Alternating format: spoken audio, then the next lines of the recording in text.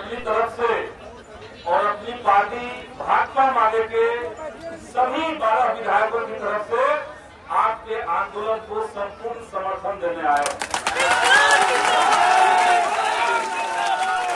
तो आपको यहाँ पे जितने कर्मी हैं सब योग्यता लिए हुए हैं, सबका पास अनुभव है, इसलिए आपको स्थायी किया जाना चाहिए।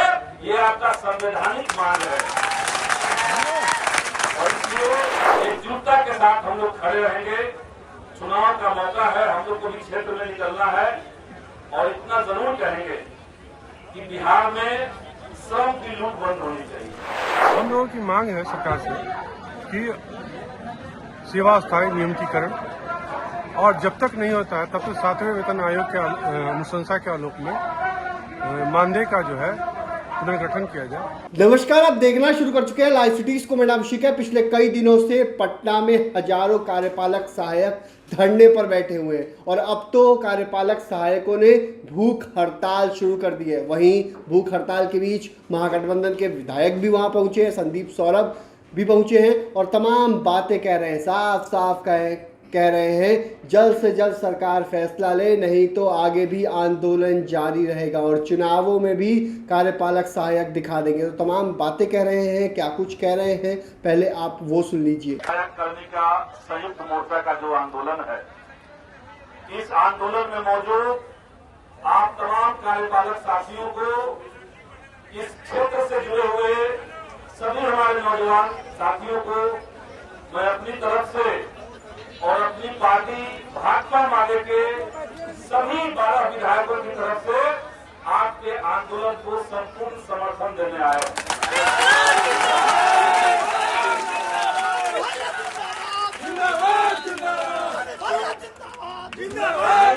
सभी कार्यपालक सहायक, आईटी सहायक जितने लोग हैं, आप सब लोग पिछले 15 सालों से पंचायत से लेकर के सरकार के सचिवालय तक सारे जगहों पर आप अपनी सेवा दे रहे हैं और आप ही के सेवा के बदौलत, आप ही के श्रम के बदौलत बिहार सरकार तमाम दावे करती है, जनता के सामने अपनी उपलब्धियां गिनवाती है।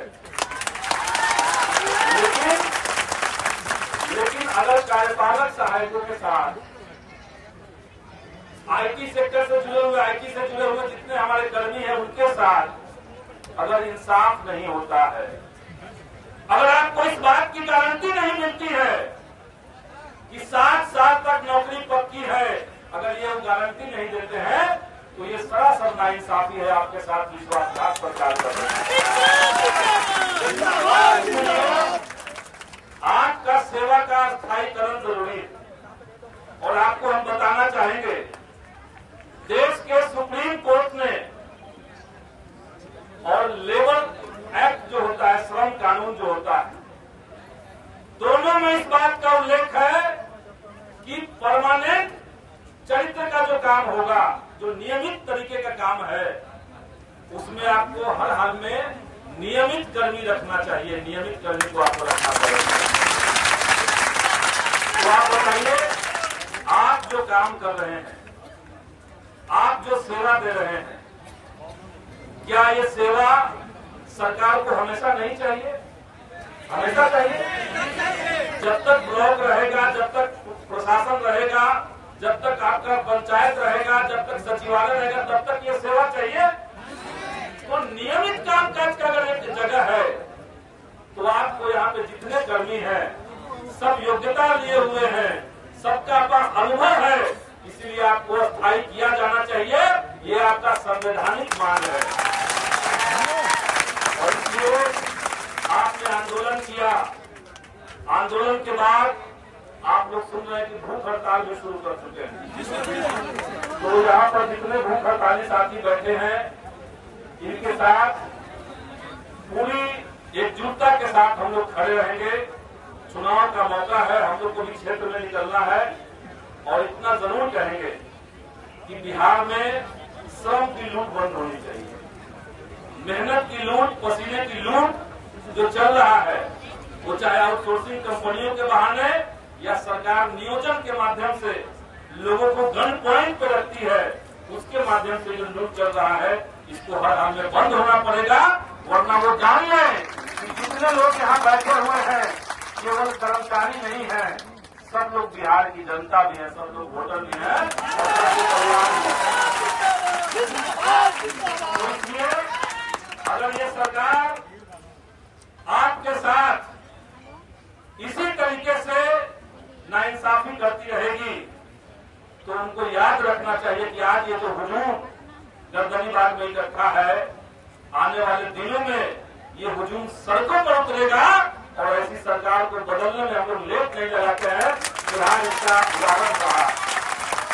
तो अपना पूरा समर्थन देते हुए आपकी लड़ाई को आगे हम लोग बढ़ाएंगे और आपका जो यूनियन है, आपका जो मोर्चा है, इसमें महासंघ गोलपुट भी शामिल है और हम लोग भी गोलपुट से ही हैं। तो इसलिए इस लड़ाई में हम लोग साथ रहेंगे, सरकार तक अपनी बात को पहुंचाने का पूरा प्रयास हम लोग करेंगे और चुनाव में इसका हिसाब निश्चित तौर से हम लोग देंगे।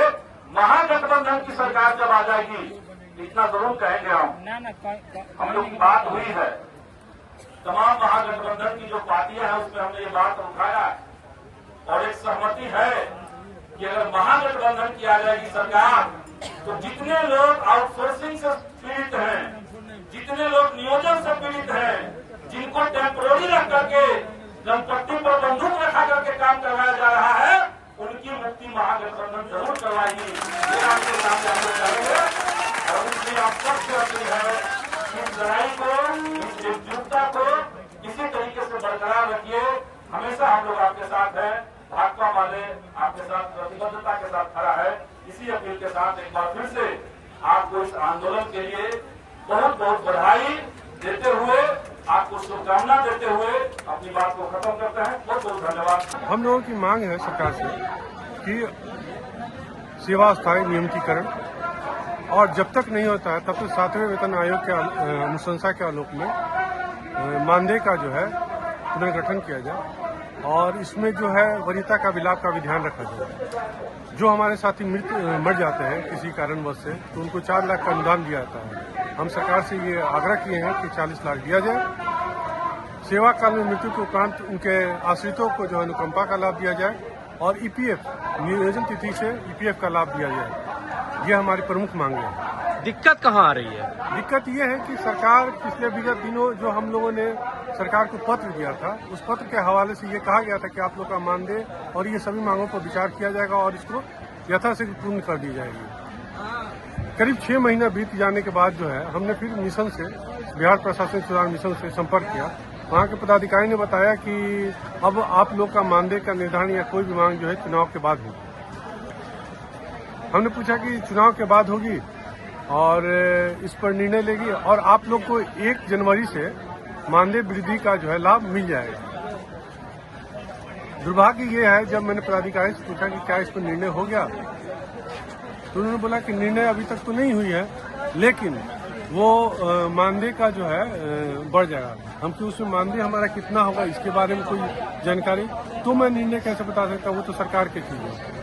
ये बात हमें समझ में नहीं है कि वो हमें एक तरफ करे 1 जनवरी से। किस पदाधिकारी ने ऐसा बयान दिया? सतीश रंजन सिन्हा है हमारे। कौन है ये? क्या डिग्रेशन है? अधिकारी है वहाँ के। कहाँ के?